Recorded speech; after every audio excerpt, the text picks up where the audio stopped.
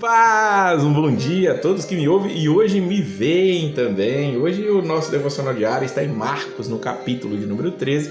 E se você quiser ter toda a Bíblia lida, se você está acompanhando as proposições de leitura do Antigo Testamento, leia também Gênesis dos capítulos 44 até o capítulo 46. No Novo Testamento, nós estamos em Marcos, no capítulo de número 13, onde ali os discípulos vão sair de dentro do templo e ver aquela construção, lembrando que esse templo aqui é o segundo templo já reconstruído por Herodes. Havia mais de 40 anos ele fazendo aquela manutenção ali para agradar aos judeus, porque Herodes não era um judeu legítimo e ele precisava ganhar poder político, e para isso ele estava reconstruindo o templo. E quando eles saem dali, diz aqui o versículo 1, que pedras, mestre, que pedras, que construções. Mas Jesus lhes disse: vê estas grandes construções, não ficará pedra sobre pedra que não seja derribada. Jesus gostava de mexer com a mente ali dos discípulos para que eles ficassem pensativos sobre aquilo, e claro, aquilo ficou encasquetado ali na cabeça deles. Quando eles estão ali no Monte das Oliveiras, eles não se contêm e estão provavelmente de frente para o templo, olhando para o templo, e eles perguntam: quando sucederão essas coisas? Que sinal haverá quando todas elas estiverem para se cumprir? E Jesus vai trazer ali algumas informações interessantes acerca daquilo que o futuro reservava. Primeiro, ele vai dizer no versículo 6 que muitos virão em meu nome. Aquilo que ele está dizendo acerca ali dos falsos mestres, falsos profetas, pessoas que pregariam no nome dele, até diriam que eram ele, mas que viriam para enganar a muitos. Então nós temos que estar atentos a esses sinais que Jesus está dizendo aqui: falsos profetas, falsos mestres. Ele vai dizer nos versículos 7 e 8: quando porém ouvis falar de guerras, rumor de guerras, não vos assusteis, é necessário assim acontecer, mas ainda não é o fim, porque se levantará nação contra nação, reino contra reino, haverá terremotos em vários lugares, também fomes. Essas coisas são os princípios das dores. O princípio das dores. Jesus traz a ideia do fim dos tempos no sentido de como mulher que está próxima de dar à luz. E é interessante isso, porque a mulher, quando está próxima de dar à luz, as contrações elas vão reduzindo o tempo entre uma e outra. As contrações são pesadas, são dores. O princípio das dores começa, ela começa a observar e tem que contar quando o espaçamento entre uma contração e outra está reduzindo, é que está chegando a hora de nascer. E a mesma coisa Jesus está dizendo para nós: guerras, rumor de guerra, terremoto, a gente ouve o tempo todo acontecer, mas quando isso começar a ficar menos espaçado, o tempo entre as guerras, entre os terremotos e tudo isso acontecendo ao mesmo tempo, isso está mostrando que o fim está próximo. E Jesus vai dizer que nesse período vos entregarão aos tribunais, sinagogas, sereis açoitados, os farão comparecer à presença dos governadores, reis, por causa dele. E no versículo 11 ele vai dizer que não vos preocupeis com o que haveis de dizer, mas o que vos for concedido naquela hora, isso falai, porque não sois vós que falais, mas o Espírito Santo.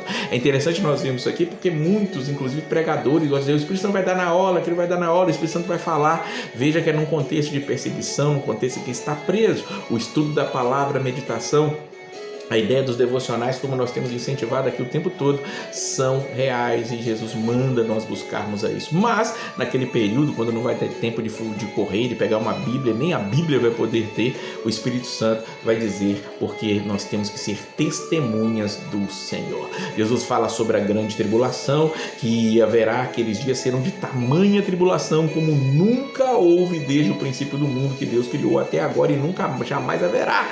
Não tivesse o Senhor abreviado aqueles dias, a ninguém salvaria, mas por causa dos eleitos que ele escolheu, abreviou tais dias. Jesus vai falar sobre uma tribulação que nunca antes aconteceu. Quando a gente pensa em todas as coisas que aconteceram ao redor do mundo, catástrofes, o próprio dilúvio, imagina, Jesus está falando que isso aqui vai ser pior do que o dilúvio. Imagina o desespero do mundo acabando, a água subindo e todos desesperados subindo nos montes, subindo onde pudessem. Mas a grande tribulação será pior do que isso. No final da grande tribulação, que sim, a igreja vai estar ali neste lugar, os que são salvos também.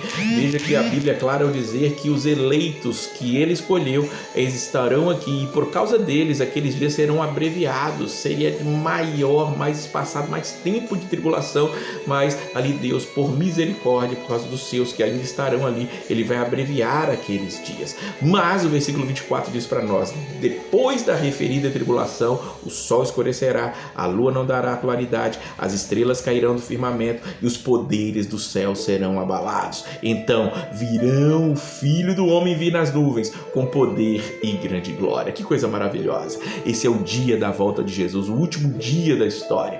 Todos verão Jesus. Não tem uma ideia de um arrebatamento secreto em parte alguma da palavra de Deus. Veja que quando ele aparece nas nuvens é que vai vir o arrebatamento. Todos vão ver e os seus salvos serão arrebatados. Uma das figuras do arrebatamento está justamente aqui no versículo 27. Ele enviará os anjos, reunirá os seus escolhidos 4 ventos da extremidade da terra até a extremidade do céu. É Jesus enviando os anjos para pegar os seus, recolher os seus, nós estarmos lá na glória. Na verdade, Paulo, quando fala, por exemplo, em Coríntios 15, que num abrir e fechar de olhos acontecerá alguma coisa, pode conferir lá, versículos 51 e 52, se não me engano, ele diz que haverá uma transformação no abrir e fechar de olhos. Que transformação é essa? Nós vamos ser transformados, receberemos um corpo glorificado, conforme o corpo daqueles que já estão subindo antes dos arrebatados. Quem sobe antes dos arrebatados? Paulo que diz isso também em 1 Tessalonicenses capítulo 4, são aqueles que morreram, os mortos estarão primeiro ao se encontrar com o Senhor, depois nós que estivermos vivos também seremos arrebatados com ele nos ares. Mas todo mundo está vendo, aqueles que estão arrebatados encontram com o Senhor nos ares e voltam já com ele ali para estar nessa terra tomando tudo. Jesus explica isso ali para os discípulos, mas os discípulos queriam saber quando vão acontecer. Jesus diz para eles no versículo 32, mas a respeito do dia e da hora ninguém sabe, nem os anjos do céu, nem o Filho, senão o Pai. Jesus, ele não revelou ali naquele momento, por pura graça e misericórdia, para que aqueles discípulos continuassem ali vigilância, não revela a sua volta. Ele diz, nem os anjos, nem ele mesmo, somente o Pai sabia o dia da volta dele, porque ele estava aqui na terra ainda, se fez como nós, esvaziou-se de si mesmo para estar aqui conosco, vivendo como um de nós. E por isso ele dá um aviso, estai de sobreaviso. Leia o versículo 33, vigiai e orai, porque não sabeis quando será o tempo. Vindo ele inesperadamente, vos ache dormindo. Vocês têm que estar acordados, diz o versículo 36. Jesus está dizendo para nós, cuidado, esteja de sobreaviso. Nós não sabermos o dia é um sinal de nós estarmos em vigilância todo dia.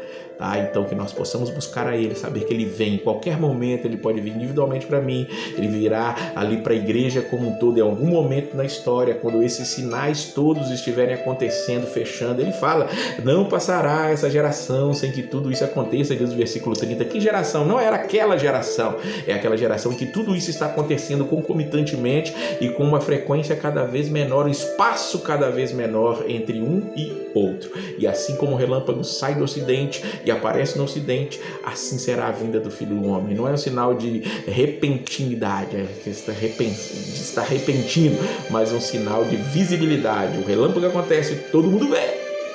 Jesus vem, ele será visto, e aqueles que são dele serão tomados junto com ele nos ares. Que nós estejamos nessa expectativa. Ora vem, Senhor Jesus. Que Deus abençoe a sua vida e a paz do Senhor.